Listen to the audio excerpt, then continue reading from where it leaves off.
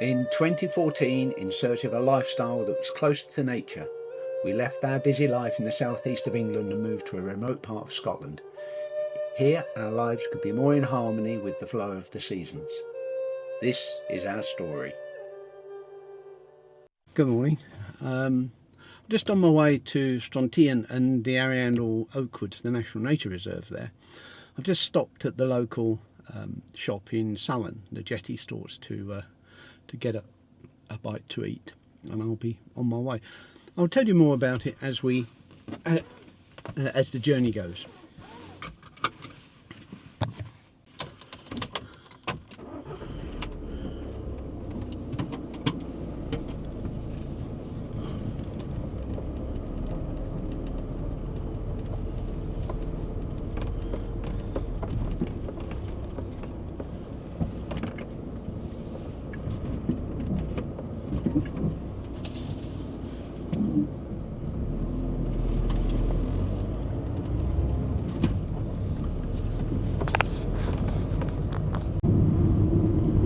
Just coming down to the Resipol area, and this is the main mountain, Ben Resipol. It's about 800 meters, I think. Quite a nice shapely hill.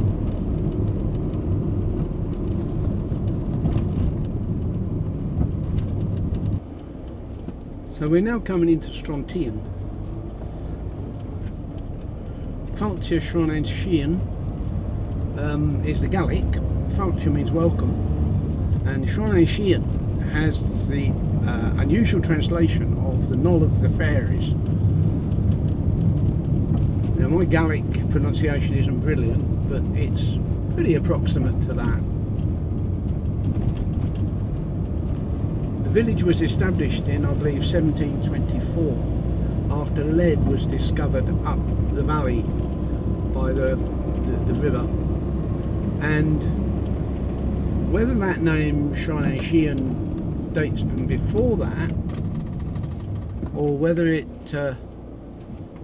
dates post that, I don't know, but it does seem an unusual name to give a village if there wasn't a folk history there.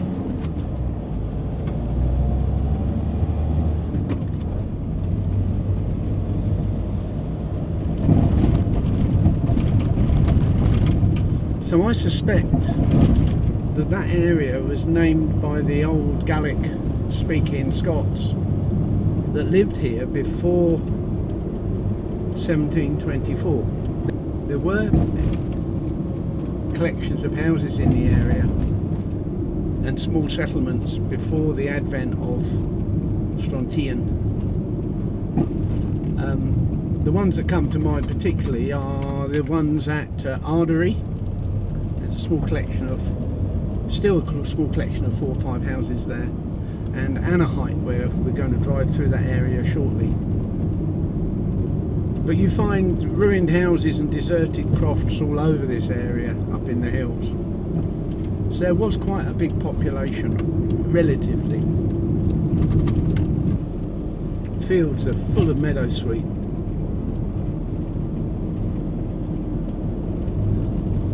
Meadowsweet is an interesting herb in that it's an anti-inflammatory herb, and you can use it instead of aspirin.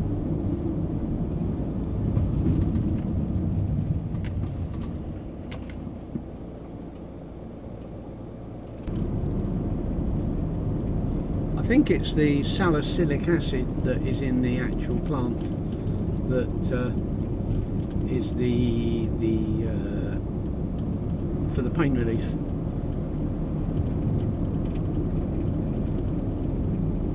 You can actually buy it as a cream to rub on joints, which is quite effective.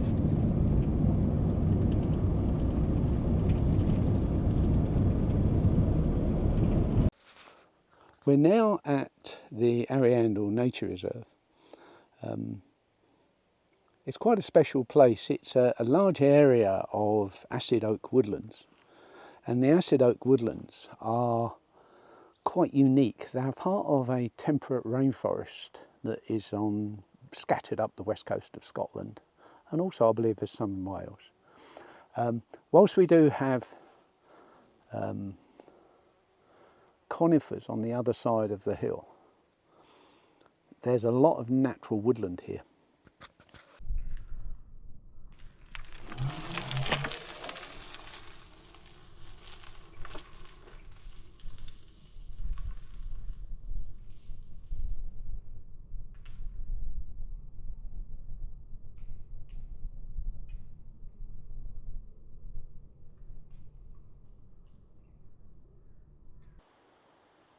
So when they started mining the lead ore, they found a substance in it, a chemical in it that was new to science at the time in the early 18th century, and they named it strontiatite. And I don't know if there was any real use for it at the particular time, but then in 1808, Sir Humphrey Davis, the chemist, actually identified it as a new element, and it went into the periodic table. But in accordance with the rules of the time, he actually renamed it strontium. And so it was given the name of the village which it was mined near. From strontium, they actually produced a product called strontium hydroxide.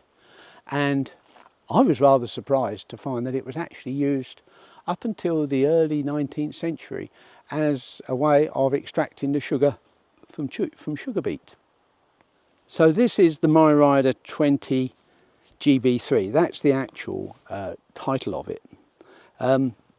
It's new to me. I've used it a fair bit now and find it extremely good. It's really unusual in the fact that it's got a belt drive which is completely maintenance free, and I think it's guaranteed for something like 30,000 miles.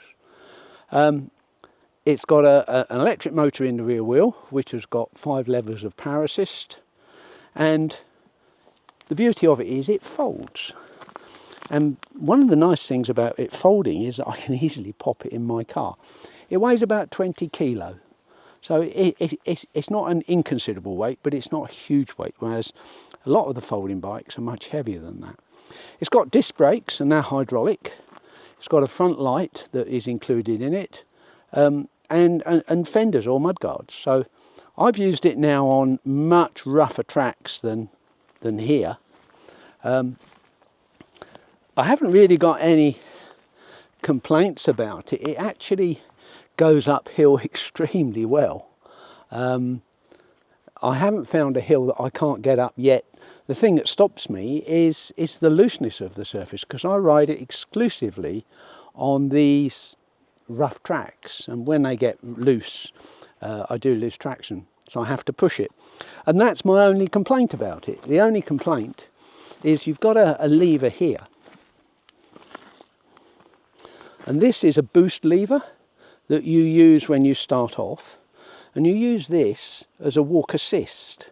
The only problem is the walk assist is 5 miles an hour, and if I'm actually pushing it up a hill, especially if I've got some luggage on it, I'm not going to be pushing it uphill at 5 miles an hour. So I have raised that with the manufacturers, and I would like to think that sooner or later there'll be an update and they'll resolve it.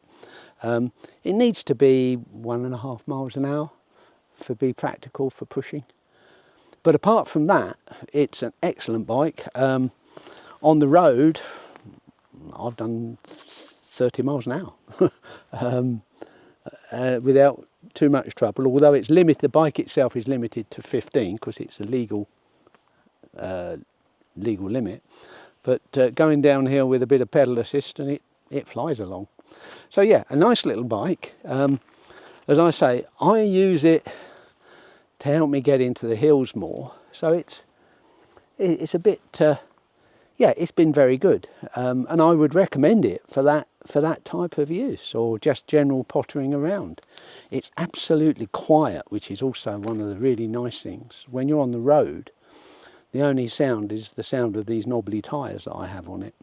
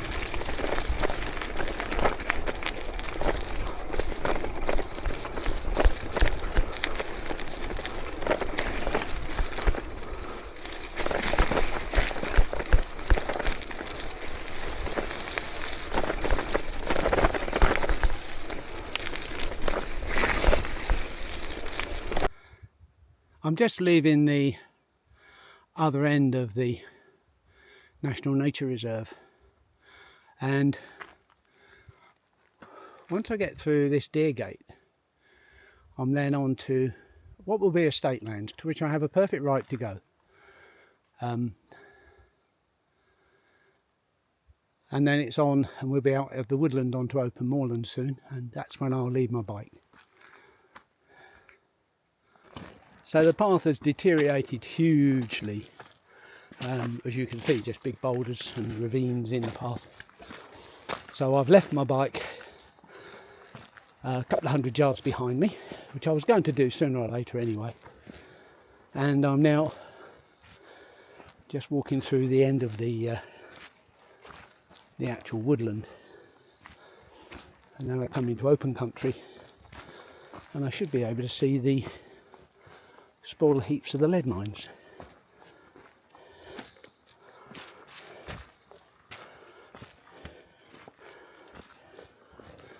So this track would have been used to bring out the spoil from the mines, the galena from the mines.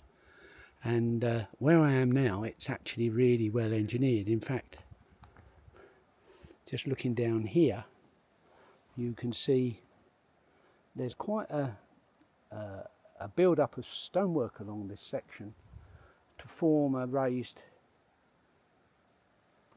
pathway. Because obviously originally this would have been such a steep hillside you couldn't bring a cart or a sled along it, and you'd have probably struggled even with ponies.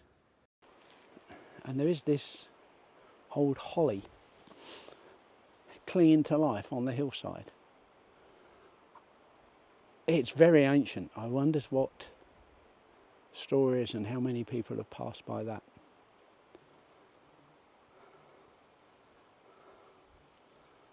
And then further up, we're just starting to get a glimpse of the spore heaps. Well, this is it. This is the old lead mines. I'm sitting on this area here behind me is sort of it's obviously an engineered road where they would have moved carts along. There's all the spore heaps all around me. And the track goes on into the hills for a way. I don't know how much farther it goes.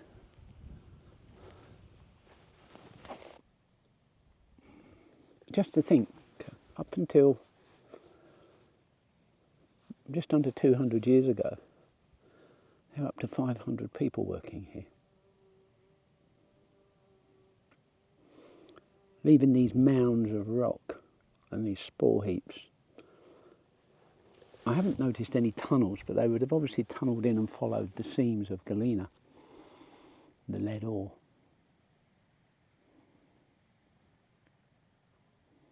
And now it's deserted, and nature is gradually taking it back, and some areas of this are absolutely delightful. They're covered in clumps of wild thyme and asphodel. Now, obviously plants that like to grow on disturbed soil. There's also, I believe it's probably a stone crop as well. So they grow where the soil is poor and the nutrient level is low. And gradually, the flatter bits, as you can see, are actually greening up. And as time goes by, this will just get covered in humus, maybe in a couple of thousand years. And nature will just take it back. Of course, that's the nature of nature.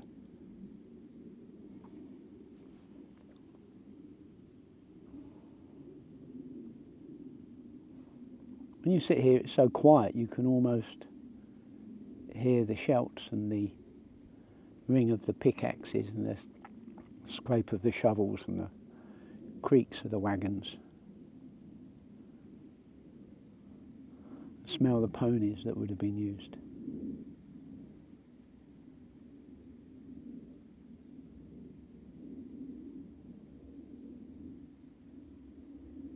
Apart from that jet at about 30,000 feet that's just gone over me, which you may or may not be able to hear, There is a profound silence here. A really profound silence. I used to wonder how mankind found these resources, these minerals in the ground when they were hidden. And there's a place in the Lake District I used to go to a lot called Arandal. Nice valley, very pretty. And it was mined for, there were areas there that were mined for plumbago. And plumbago was a product used in early lead pencils. And that's why you've got the Westmoreland Pencil Company, based in Kendal. And when I looked into that, when I researched that, they actually found they were like what they call pipes in the ground of this graphite, basically it was. They found it by observing the vegetation. They found that certain vegetation grew in that location. Now, I can't be sure, but I'm wondering if that's how they located the seams of galena, the lead that they mined here. It wouldn't have been a chance encounter. It would have been, they would have been looking, or they would have noticed it. They would have noticed something and would have exploited it. It's very warm now, and I've just stopped by the side of this little stream to replenish my water because I was thirsty. And looking around me, there's one of my favourite flowers, which is the harebell, and thyme, and another tiny rowan, plus heather. Down on the hillside below me there's bog cotton.